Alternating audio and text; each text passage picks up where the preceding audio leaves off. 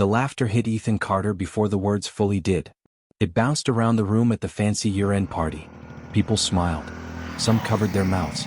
Others looked away. Then Ethan heard his son clearly. "Maybe one day Dad will own a lake house like Sophia's father." More laughter followed.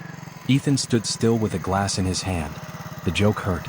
Not because strangers laughed, because it came from his own son. Across the room, his daughter-in-law Sophia watched carefully. A small smile rested on her lips. It was not an accident. It was not harmless fun. It was planned. They wanted everyone to see where they thought Ethan belonged. Below them. Below Sophia's wealthy family. Below the image they wanted to show the world. The guests waited to see how he would react. Would he become embarrassed? Would he shrink into silence? Would he defend himself? Ethan did none of those things. He stayed calm. For years he had been patient. Every insult, every comparison, every careless comment, he remembered them all. And while everyone laughed, Ethan noticed something else. Fear. Not in every face, but in a few important ones. Sophia. Her father. Even his son. There was fear hiding behind their confidence. They just didn't know yet why they should be afraid. "My name is Ethan Carter. I am 68 years old. I spent 40 years as a civil engineer building bridges across the western United States. The bridges lasted. The family I thought I built did not. At least not in the way I imagined. The party was supposedly my son Ryan's idea. But Ethan knew better. Sophia had a special talent. She could make her own plans look like someone else's generosity." The invitation arrived 3 weeks before Christmas. The expensive paper practically screamed money. The words talked about family, blessings, and gratitude. But Ethan knew there was another purpose. There always was. He drove 2 hours from his lakeside cabin to Ryan's large suburban home. Luxury cars lined the driveway. His old pickup truck looked completely out of place. Ethan didn't care. Years ago, he stopped measuring people by their cars. Inside, the house looked like a magazine cover. A giant Christmas tree stood in the center. Everything sparkled. Servers walked around carrying drinks. Most of the guests belonged to Sophia's side of the family. Their laughter felt loud, forced, performative. Near the fireplace stood Victor Whitmore, Sophia's father. He loved being the center of attention. As Ethan entered, Victor was telling another story about money. $3 million just for the land, Victor said proudly. People nodded with admiration. Ethan noticed the expensive watch flashing on Victor's wrist. Every movement seemed carefully designed to show wealth. Ethan quietly moved toward a corner, a place where he could observe. Ryan eventually walked over. Sophia followed beside him. Ryan had inherited his mother's eyes, but not her warmth. Somewhere along the way he had changed. He now looked at people the same way investors looked at business deals. "Dad, glad you made it." The words sounded polite, but empty. Victor was talking about his newest project. "You should come listen." "I'm fine here," Ethan replied. "It's a beautiful party." Sophia's smile tightened. "We just wanted everyone to celebrate how blessed we've been. Family means everything." She emphasized the word family, as if teaching a lesson. Later that evening, Victor raised a glass. Everyone gathered around. He spoke about his achievements, his properties, his investments, his success. Then his eyes landed on Ethan. "Ethan," Victor said, "what are you grateful for this year?" Before Ethan could answer, Ryan jumped in. "Dad still has his little cabin by the lake." Ryan chuckled. "Some people don't really understand success." Polite laughter filled the room. Sophia laughed hardest. Victor smiled. Then he said something strange. "Your wife Claire must have had a wonderful life with you." The words sounded innocent, but something felt wrong. Very wrong. Ethan watched Victor's face. There was history there. Recognition. Something old. Something personal. Victor wasn't talking about Claire as a stranger. He knew her. And suddenly Ethan realized it. Victor had known his wife before Ethan ever met her. Yet Claire had never mentioned him. Not once. Ethan said nothing. He simply nodded. Everyone expected him to argue, to get upset, to defend himself. Instead, he quietly drank his water and watched. Claire used to tell him something while they played cards. The mouth lies. The eyes tell the truth. That night the eyes told Ethan everything. Victor's eyes carried old anger. Sophia's eyes carried greed. Ryan's eyes carried guilt. And behind all of it, fear. Ethan drove home through the darkness. The highway stretched endlessly ahead. The laughter from the party still echoed in his head. His cabin appeared just after midnight. The place had belonged to him and Claire for 40 years. They bought it when the land was cheap, when nobody wanted property that far from town. Claire loved it immediately. She said the lake taught patience. Water never rushed. Yet somehow it shaped stone. Inside, the cabin felt exactly the same. Quiet, peaceful, filled with memories. Claire had been gone for 3 years, but her presence remained everywhere. The books she loved, the garden outside, the photographs, the little details only a husband notices. Ethan made tea and sat at the kitchen table, the same table where they spent decades talking every morning. His thoughts returned to Ryan's comment, his little cabin. The words hurt more than Ethan wanted to admit, not because of the insult, because he remembered another Ryan, a young Ryan, a grateful Ryan. Years earlier, Ryan had dreamed of starting a company. He needed money, a lot of it. Banks wouldn't help. So Ethan and Claire sold their first family home, the home Claire loved. They gave Ryan everything. Ryan cried when they handed him the money. "I'll make you proud." That was what he said. Now Ethan wondered what happened to that young man. Where had he gone? That night Ethan couldn't sleep. Instead, he entered Claire's old study. Most of her things remained untouched.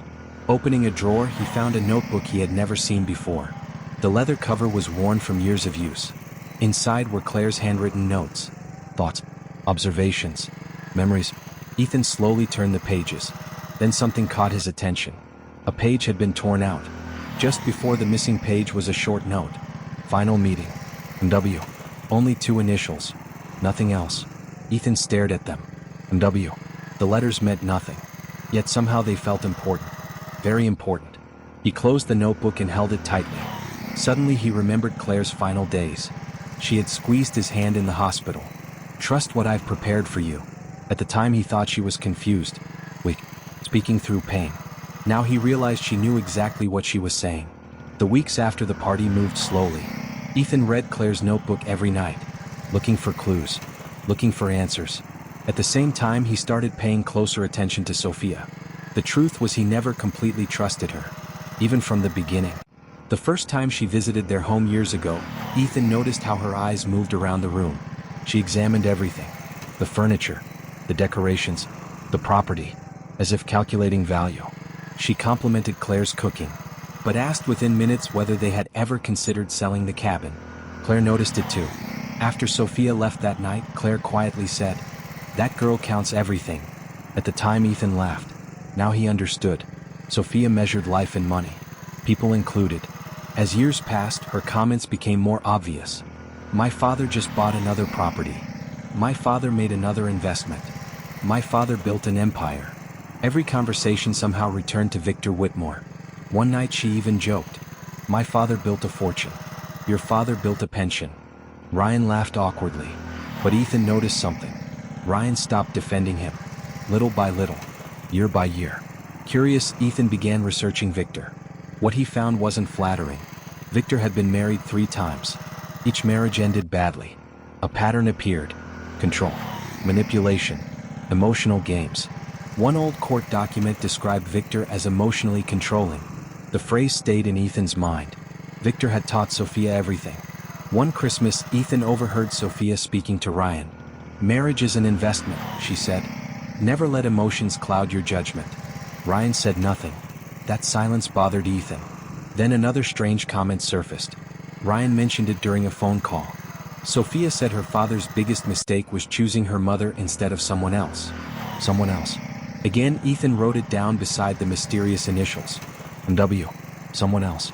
The pieces felt connected. He just couldn't see how. Then something happened. A few days before Christmas, Ethan drove to Ryan's house with gifts for the grandchildren. Nobody answered. As he turned to leave, voices drifted through an open window. Sophia was talking on the phone. "I know, Dad." Pause. "I know he's stubborn." Another pause. "He won't hand it over." Then Victor's voice came through the speaker. "Be patient. He'll break eventually." Ethan froze. His heart sank. They weren't talking about helping him.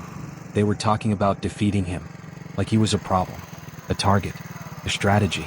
Ethan quietly left the gifts by the door and drove away. The mountains passed outside his window. His mind raced. Claire's notebook. Victor's strange behavior. The missing page. The initials. The secret conversations. Something bigger was happening. Something Claire had anticipated long ago. And Ethan was finally ready to discover the truth. 2 weeks later, Ryan called. His voice sounded rehearsed, like someone reading from a script. "Dad, can I stop by? We need to discuss something important." Ethan already knew. The trap was beginning. Ryan arrived the next day. He sat at the kitchen table and placed a folder in front of him. "Dad, I've been talking to financial experts." Ethan said nothing. Ryan opened the folder. Legal papers, estate planning documents, power transfers, ownership changes. The language sounded professional. The goal was obvious. Ryan wanted control. Or more likely, someone else wanted control. Ethan looked directly at his son. "Who prepared these?" Ryan hesitated. "A lawyer Sophia knows." That answer told Ethan everything. He pushed the folder back. "No." Ryan blinked. "You didn't even read them." "I don't need to." "No." A small sound came from the hallway. Sophia stepped into view. She had been listening the entire time. Exactly as Ethan expected. "You're being selfish," she snapped. "We're trying to help." Ethan stayed calm. "My affairs are my responsibility." Ryan suddenly exploded. The anger shocked Ethan. "Dad, why do you always make things difficult?" The room went silent. Ryan had never spoken to him that way before. Not once in his life. Ethan felt sadness. Not anger. Just sadness. "Ryan," he said quietly, "when you're ready to speak to me without someone coaching you, my door is open." Ryan looked away. Sophia grabbed the papers. Minutes later they were gone. Ethan watched their car disappear down the road. But before it did, he noticed something. Ryan touched his phone. Just for a second. Almost unconsciously. Ethan didn't know why. Yet the gesture stayed with him. Something was happening inside his son. Something hidden. Something important. And for the first time in months, Ethan felt a small spark of hope. The morning after Ryan and Sophia left, Ethan sat alone in Claire's study. Snow covered the ground outside. The lake was frozen and still. In his hands rested Claire's notebook. The initials stared back at him again. W. The missing page. The final meeting. The secrets. For weeks, Ethan had felt like he was standing in front of a locked door. Now he was ready to open it. He reached for Claire's old address book. There was one name he remembered well. Olivia Bennett. Claire's closest friend. A lawyer. Someone Claire trusted completely. Ethan called immediately. The phone rang twice. Then a calm voice answered. "I wondered when you would call." The words made Ethan sit up straighter. "You knew I would?" "Claire knew you would eventually." Olivia gave him an address and asked him to come that morning. "No explanations over the phone," she said. "Some truths deserve face-to-face conversations." Olivia's office was simple. No flashy decorations. No signs of wealth. Just quiet confidence. The moment Ethan sat down, Olivia opened a large folder. Before speaking, she looked directly into his eyes. "Everything I'm about to tell you was Claire's decision." Ethan nodded. His chest tightened. Olivia slid several documents across the table. 17 years ago, Claire created a trust. Ethan frowned. A trust. Yes. She pointed to the paperwork. The cabin. Investment accounts. Several properties. Business holdings. Ethan stared at her. "I don't understand." "Because Claire never wanted you to worry." Olivia smiled softly. "Most of your family's wealth was protected inside the trust." The room felt strangely quiet. Ethan looked down at the papers. For years he thought their finances were simple. Comfortable. Nothing extraordinary. But Claire had quietly built something much larger. Not for luxury. For protection. Then Olivia revealed something even more shocking. "There is another reason Claire created the trust." She removed her glasses. A sign that difficult words were coming. "Victor Whitmore proposed to Claire before she met you." Ethan froze. The world seemed to stop moving. "What?" "It happened many years ago." Olivia nodded slowly. Victor was wealthy even then. Charming on the surface. But Claire saw something dark inside him. Ethan struggled to speak. "She never told me." "Because she wanted to forget him." Olivia leaned forward.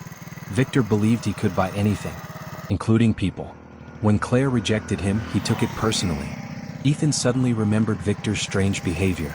The way he spoke Claire's name. The bitterness. The hostility. The old wound. Finally made sense. "Victor never got over it," Olivia continued. "Some people move on after rejection. Others turn it into an obsession." A chill moved through Ethan. "You're saying this was revenge?" Olivia sighed. Claire believed it was. When Sophia began dating Ryan, Claire immediately recognized the Whitmore name. She investigated quietly, and what she found terrified her. Claire came to me in tears, Olivia said. She believed Victor was using his daughter to get close to your family. Ethan sat silently. Everything suddenly connected. The insults, the manipulation, the pressure, the obsession with money. Victor had waited decades, 50 years, and now he was trying to destroy everything Claire built. Olivia handed Ethan another document. This trust contained something unusual. Ethan looked down. A special clause, a moral clause. If any beneficiary attempts financial manipulation, coercion, emotional abuse, or exploitation against Ethan Carter, they immediately lose their inheritance rights. Ethan slowly looked up. Claire had prepared for everything. Everything. She saw this coming, he whispered. Yes, Olivia replied. Long before any of us did. Then Olivia handed him an envelope. The front carried Claire's handwriting. For Ethan. When he is ready. His hands shook as he opened it. Inside was a letter. A final message from his wife. My dearest Ethan. If you're reading this, then my fears have arrived. I'm sorry I couldn't tell you everything sooner. I hope none of this would ever happen. Tears filled Ethan's eyes. He kept reading. Claire explained the trust, the protections, the hidden assets. But one line stood out more than anything else. If Ryan does the right thing when nobody is watching, give him another chance. Ethan read it again. And again. What did it mean? What choice was Ryan supposed to make? Claire offered no explanation, only trust. Over the next few weeks, Ethan followed Olivia's advice. He stopped fighting, stopped arguing, stopped defending himself. Instead, he acted weaker, more vulnerable, more tired. The results appeared immediately. Sophia grew bolder, crueler, more confident. She told friends Ethan was confused, lonely, easy to influence. Victor became even more arrogant. They thought they were winning. Exactly as Claire predicted. One Saturday, Victor visited the cabin. Uninvited. He walked inside and looked around with obvious disrespect. The entire time he bragged. Properties, investments, luxury memberships, success. But Ethan noticed something. The details never matched. Whenever Ethan asked specific questions, Victor changed the subject. Something felt wrong. Very wrong. Finally, Victor looked around the cabin. I always wondered what Claire saw in you. Ethan calmly met his eyes. She saw everything. For a moment, Victor's mask cracked. Then he quickly recovered. But Ethan saw it. Fear. A week later, Ryan arrived alone. He seemed nervous, distracted, almost frightened. They sat together in the kitchen. Finally, Ryan asked a strange question. Dad, if you knew someone was doing something wrong but had no proof, what would you do? Ethan studied him carefully. I'd find proof. Ryan stared at the table, then silently left. The question stayed with Ethan long after he was gone. The final push came shortly afterward. Sophia arrived carrying more legal documents. This time it was a power of attorney, a document that would give them control. Sophia slid a pen toward him. Just sign. Ethan picked it up, held it, waited. Sophia leaned forward. Ryan stood near the door, silent, watching. Then Ethan set the pen down. I need more time. Sophia's smile briefly disappeared, only for a second. But Ethan saw it. The trap was working. 3 days later she returned, this time demanding an answer. Ethan handed back the folder and signed. The explosion happened immediately. Sophia lost control. Her voice rose. Her anger spilled out. Then she called Victor. Within an hour, Victor stormed into the cabin. No friendliness, no pretending, no mask. He stood inches from Ethan. You are an old man with nothing. Victor's voice dripped with contempt. You should be grateful anyone wants to help you. Ethan remained calm. Victor continued. Claire married beneath her. The room went silent. Ryan stared at the floor. Sophia watched proudly. Then Ethan spoke. I am the man Claire chose. Victor's face tightened. And she never chose wrong. The words hit harder than any shout. Sophia stepped forward. Claire is dead. She can't protect you anymore. Ethan looked directly at her, then at Victor, and quietly replied, Who says she can't? The silence afterward felt enormous. Nobody knew how to respond, because somehow, they suddenly weren't sure anymore. The next morning Ethan called Olivia. It's time. Those were the only words she needed. 2 weeks later, another family dinner invitation arrived. Sophia called it a celebration. Ethan knew better. It was another trap. He attended anyway. The evening unfolded exactly as expected. Guests asked insulting questions. Questions about his age, his memory, his ability to live alone. Sophia carefully guided every conversation. Victor joined in, publicly questioning Ethan's judgment, creating witnesses, building a false story. An old man losing control, a man incapable of managing his life. A future court case was being prepared. Ethan understood perfectly. Then something caught his attention. Ryan. Throughout the evening, Ryan kept touching his pocket. Again, and again, and again. Something was inside. Something important. Finally, Sophia raised her glass. I worry about Ethan. Fake sympathy filled her voice. He's struggling. Victor joined her. Poor Ethan. Guests nodded. The lies continued. The attacks continued. Then Ethan stood. The room became silent. Everyone expected a breakdown. Instead, Ethan simply smiled. Thank you. Confused looks spread around the room. He paused, then added, tomorrow everything changes. Without another word, he left. Behind him, people laughed. But Ethan didn't care, because he had noticed something nobody else had. A tiny blinking red light in Ryan's pocket. Recording. Ryan had been gathering evidence the entire time. The next morning, Olivia arrived with a team of lawyers. Together, they drove to Ryan's house. Sophia greeted them confidently. Victor soon arrived as well. Neither understood what was coming. Everyone gathered in the living room. Olivia opened her briefcase. Then she began. I represent the Claire Carter Trust. Sophia frowned. What trust? Olivia smiled. The trust your mother-in-law created 17 years ago. Within seconds, the atmosphere changed. Olivia revealed everything. The company Ryan believed he owned? The trust controlled 62%.